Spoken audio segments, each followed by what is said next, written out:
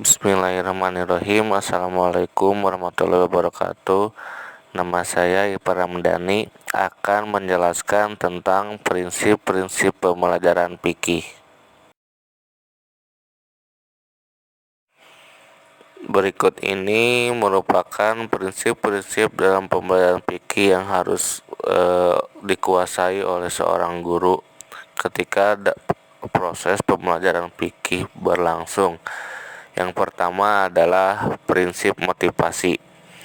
Yang kedua, prinsip latar belakang. Yang ketiga, prinsip pemusatan perhatian. Yang keempat, prinsip keterpaduan. Yang kelima, prinsip pemecahan masalah. Yang keenam, prinsip menemukan. Yang ketujuh, prinsip belajar sambil bermain. Yang kedelapan, prinsip perbedaan individu. Dan yang kesembilan adalah prinsip hubungan sosial. Baik, kita akan coba jelaskan satu persatu.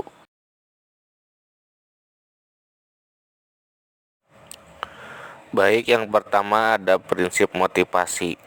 Prinsip motivasi ini merupakan upaya guru untuk menumbuhkan dorongan belajar baik dari dalam atau dari luar diri anak, sehingga anak belajar seoptimal mungkin sesuai dengan potensi yang dimilikinya. Selanjutnya ada prinsip latar belakang.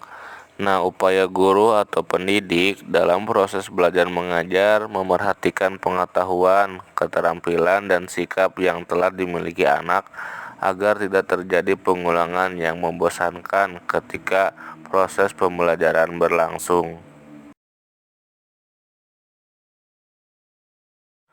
Untuk selanjutnya, prinsip pemusatan perhatian. Nah, usaha untuk memusatkan perhatian anak dengan jalan mengajukan masalah yang hendak dipecahkan lebih terarah untuk mencapai tujuan yang hendak dicapai ketika saat proses pembelajaran berlangsung di kelas.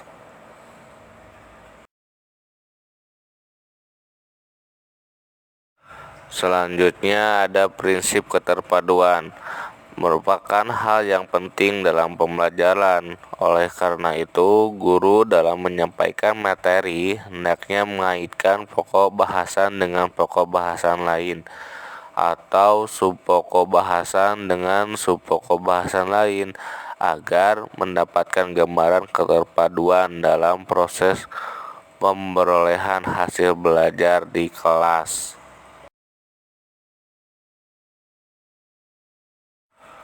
Selanjutnya ada prinsip pemecahan masalah.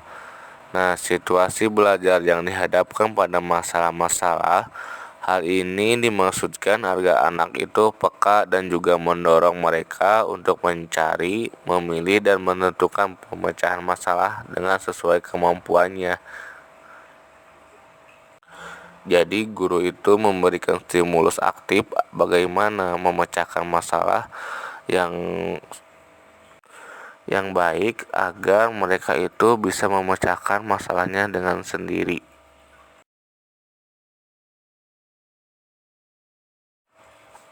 Ada juga prinsip menemukan. Nah, kegiatan yang menggali potensi yang dimiliki anak untuk mencari, mengembangkan hasil perolehannya dalam bentuk fakta dan informasi. Untuk itu, proses belajar mengajar yang mengembangkan potensi anak tidak akan membosankan.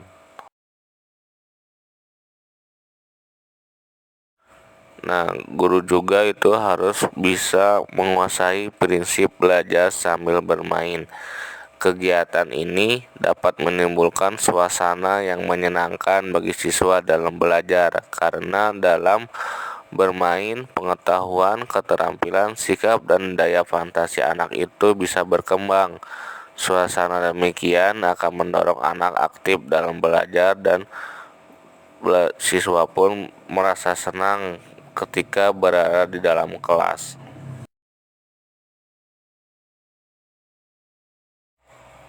Ada juga prinsip perbedaan individu.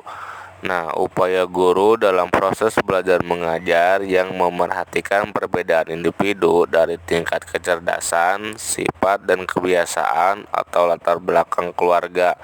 Nah, hendaknya guru itu tidak memperlakukan anak itu seolah-olah sama semuanya.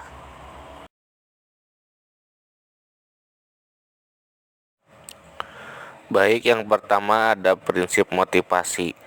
Prinsip motivasi ini merupakan upaya guru untuk menumbuhkan dorongan belajar baik dari dalam atau dari luar diri anak, sehingga anak belajar seoptimal mungkin sesuai dengan potensi yang dimilikinya.